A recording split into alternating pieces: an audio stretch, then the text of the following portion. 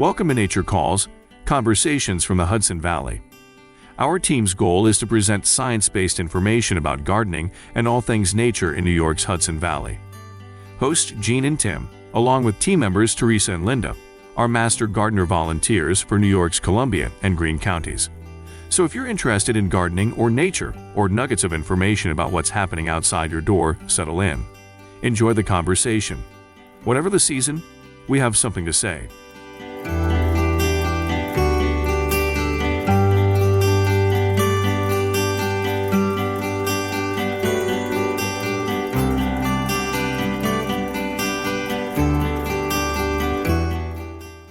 Hi, welcome to Nature Calls, Conversations from the Hudson Valley. I'm Tim Kennelty. And I'm Jean Thomas. Hey, we got a great show today, don't we, Jean? We do. It's like a weird combination of things, but I think it's really cool.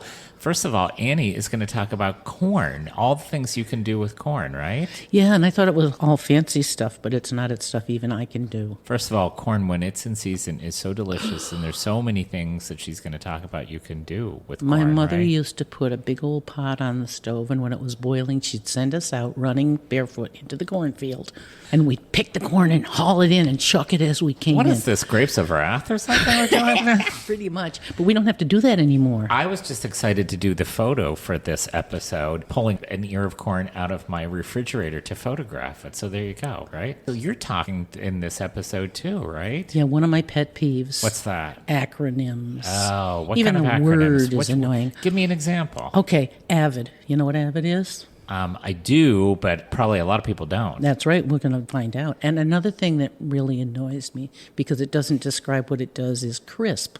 Yeah, there are a lot of acronyms. You're right. Yeah, right. so we get into that. And Dee Dee and Jackie are back. We love Dee Dee and Jackie, right? We love that. They're going to talk about one of my favorite things around the house, and probably everybody else's too, right? Fruit flies. Fruit flies. Fruit the flies. worst, right? And fungus gnats. I don't even know what a fungus gnat is. So Well, everybody thinks they're the same thing, but they're not. They're really not wonderful to have in your house, so I can't wait to hear about that. It's I hope they're going to talk about how to get rid of them, right? They do mention that. Oh, good. Okay. Wow, I can't wait. Yeah, come on, let's go heat up that corn and sit down and watch the show.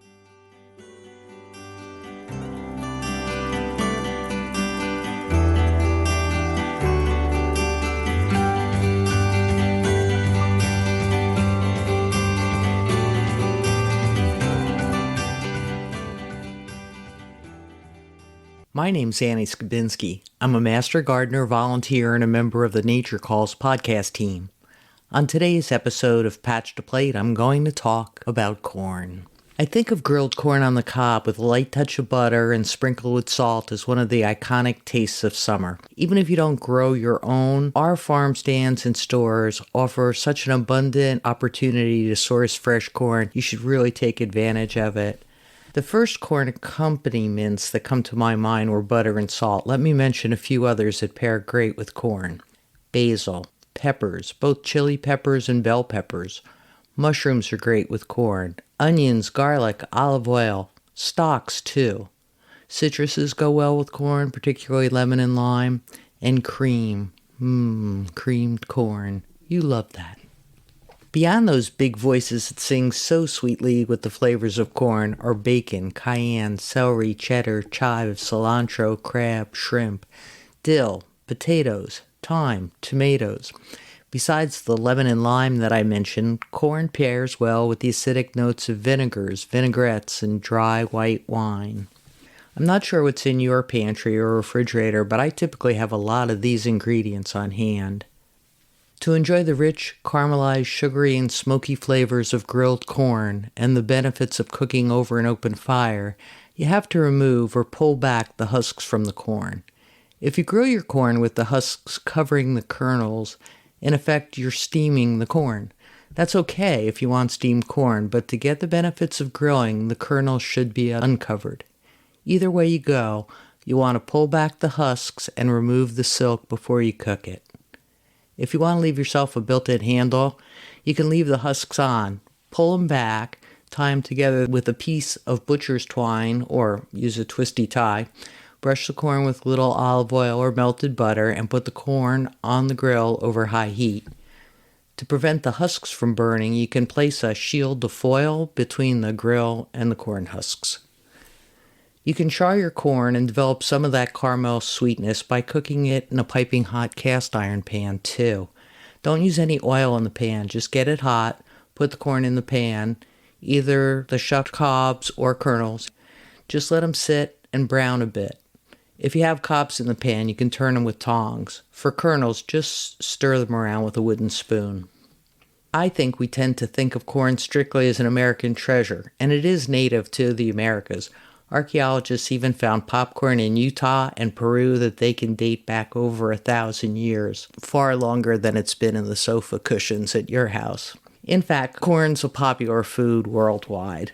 Last year, the National Agricultural Library hosted a 3-part webinar series that highlighted global food staples and the intersections of global cuisines with our USDA research, social science, and history.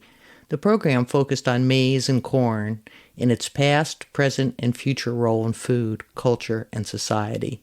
Fortunately, the series was recorded, and a link is in the show notes so you can watch the series if you missed it.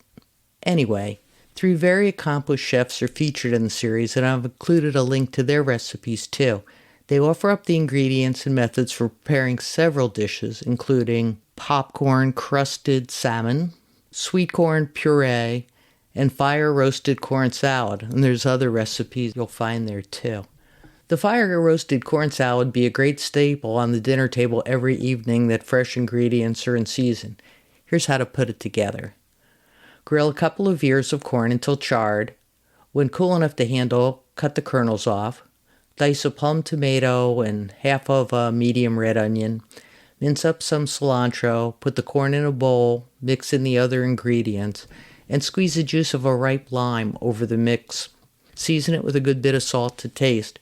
You can put that out on the table right then, or you can prep ahead of time, cover it, refrigerate it, give the flavors a chance to melt. Either way, it's going to be enjoyable. You'll see from the link for this recipe that it calls for a Roma tomato, and that's a good choice. But use any plum tomato that you have on hand. We typically have both San Marzano and Amish paste in the garden. The plums have a dense flesh with less moisture and tend to have fewer seeds than other tomatoes. Oops, I went down the garden path by the tomatoes. Back to corn. Wildly popular at present are several variations of Mexican corn. On the cob, it's called elote. Off the cob and in a bowl, it's called esquites. For the elote, the corn is grilled and then coated with a mixture of crema, rolled in a crumbled cotija cheese, sprinkled with chili powder, and drizzled with a squeeze of lime, then rolled in chopped cilantro. You can find the cojita in larger markets, but if you can't find the crema, consider substituting a 50-50 mix of mayo and sour cream. Or you could even lighten the recipe further by substituting Greek yogurt. Not to get too far from the original recipe, but if I have feta on hand, I'm more likely to substitute that for the cojita than to make a trip to the market. I've included an esquites recipe for serving this delicious mix in a bowl. This works best when finger food isn't part of your dining plan. You know, vegetables are best when they're as fresh as possible, and it's especially true with corn. It has a high sugar content, and as it ages, the sugars in the kernels turn to starch. This mutes the flavor, and it affects the texture when it's cooked. Corn is enjoyed across the world in some form every season. Today we focused on fresh corn, but there are scads of resources on how to use it throughout the year, dried, frozen, popped, or fermented. And if you want to grow your own next season, the Cornell Vegetable Guide to Vegetables for New York Growers lists early corn, mid-season corn, late corn, popcorn. It lists white corn, yellow corn, bicolor corn. Not to be too corny, but check out the guide. There's a lot of growing advice there about corn. I've added a link to the Utah Extension that provides information about preserving corn, which includes freezing, canning, and pickling guidance. For other recipes, you can go to our Cornell website. The Master Gardener Volunteers Cookbook contains recipes for garden salsa as well as corn chowder, both helping to bring the garden or fresh farm taste of corn to the table. You can call the office if you'd like to buy a copy. Enjoy. That's it for this edition of From Patch to Plate. I'm Annie Scibienski.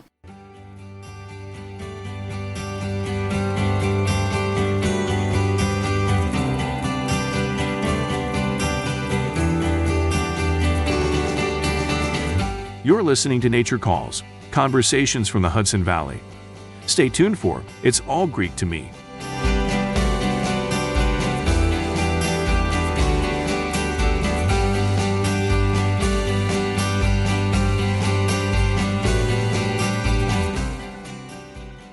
Hi, this is Jean Thomas, Master Gardener Volunteer for Columbia and Greene Counties, Cornell Cooperative Extension.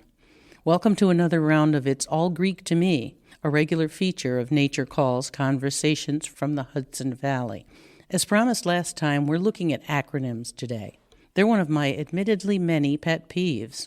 Just for fun, we'll dissect the word into its Latin roots. Acro means from the extremities, as from the initials of words in this case. Nym, of course, means name. So an acronym is a word formed from the first letters of a series of words.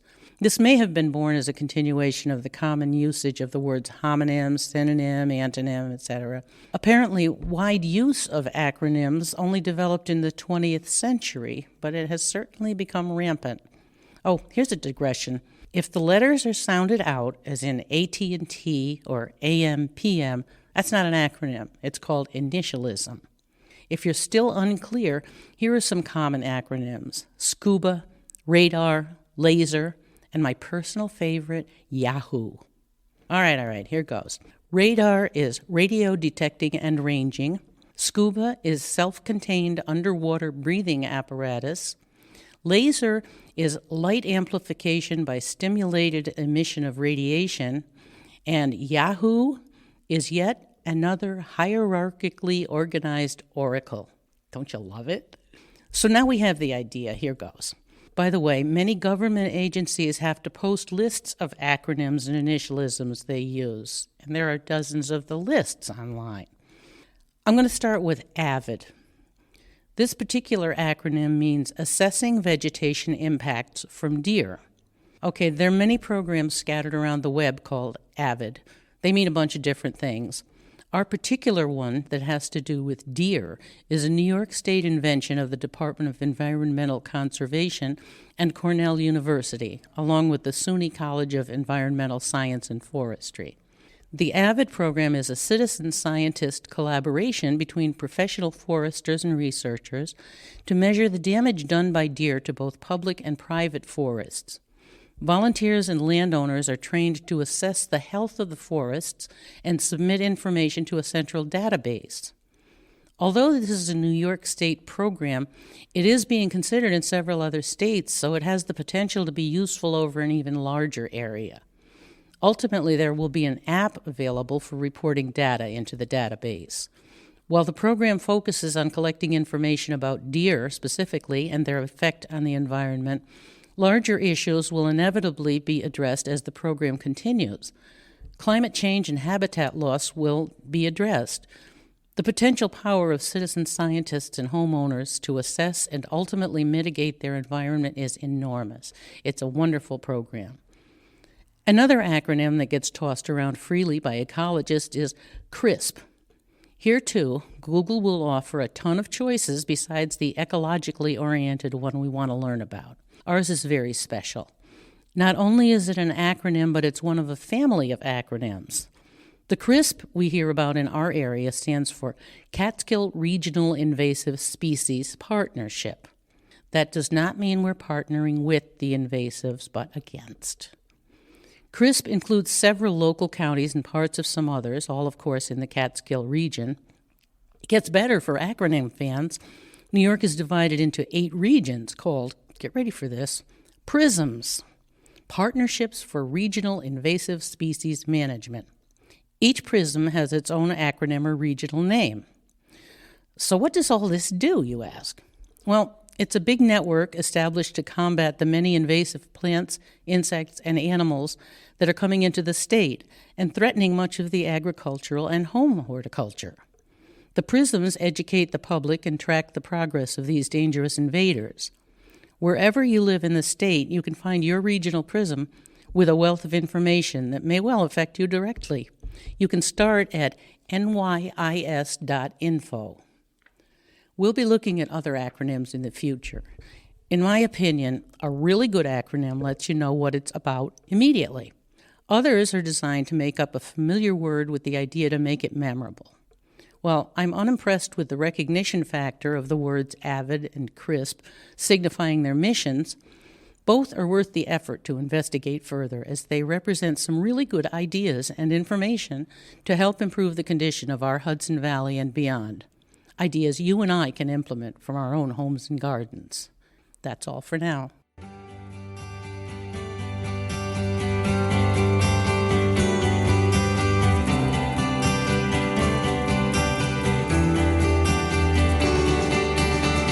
You're listening to Nature Calls, conversations from the Hudson Valley. Stay tuned for Pests and Pathogens.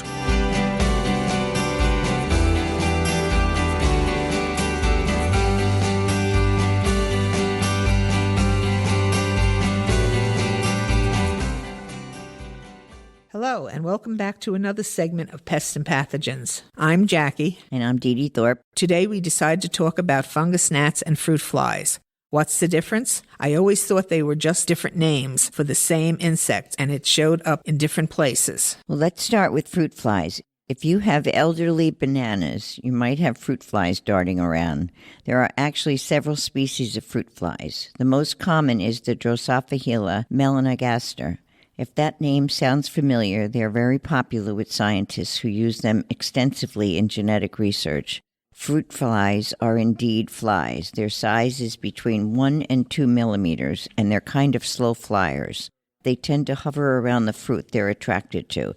Jackie, where do they come from? They're most often brought into your house on the skin of the fruit you bought at the market. The eggs are invisible to the naked eye and have to have a terrific sense of smell. So the parents are in the warehouse and the orchards naturally, and of course they will lay their eggs anywhere they think they will survive. We bring home fruit from the market and the eggs are hatched. The newborn flies seek out the ripest fruit and they'll look for a feast. But they are different from fungus gnats. Do they look different? Yes, they have fat bodies like many flies, and they're really small. They're easy enough to control without resorting to chemicals. You can just wipe down the skin of the fruit when you bring it home before you put it into a bowl. Or if you want to make a trap, you can recycle a plastic container with a lid, poke a few holes in the lid with a toothpick, and bait the trap with a little piece of banana peel. The little guys can't figure out how to get back out, and you've trapped them. About 24 hours usually catches the whole population. That's when you take the trap outside and release them, away from the house. Oh, and kids love this, by the way.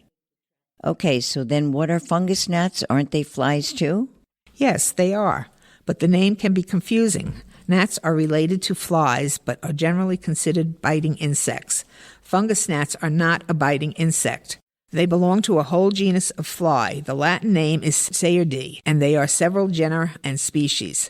The ones that are interested in are the ones that you see around your houseplants. At first glance, they look like fruit flies, but they're distant cousins.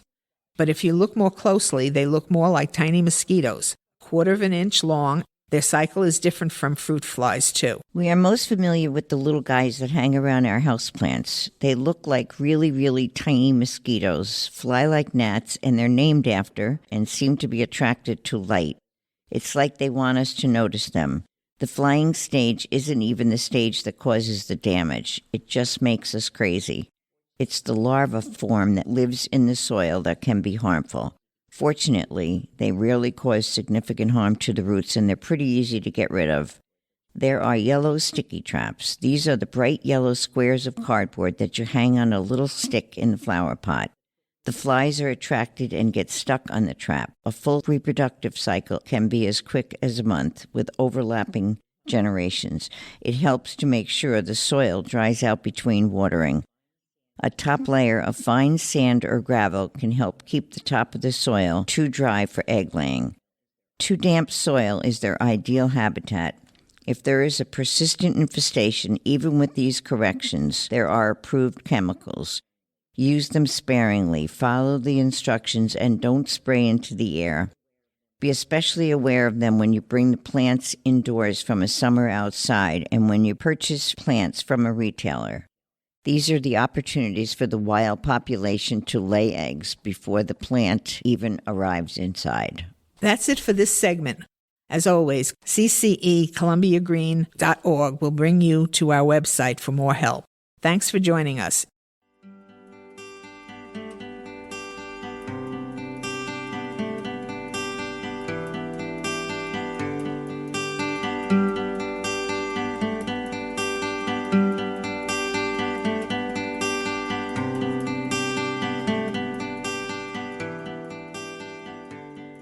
That concludes another episode of Nature Calls, Conversations from the Hudson Valley.